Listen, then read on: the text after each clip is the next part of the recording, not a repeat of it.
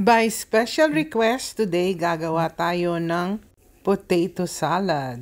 Meron akong malalaking patatas na aking i-boil for 30 minutes or more at aking i-cubes pagkaluto.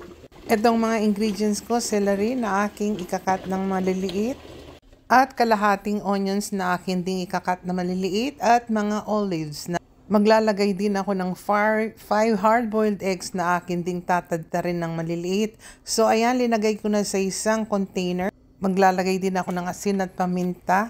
Tansya-tantayan lang, wala tayong exact measurement. Ito, hinahalo ko para mag-well combine ng mga ingredients.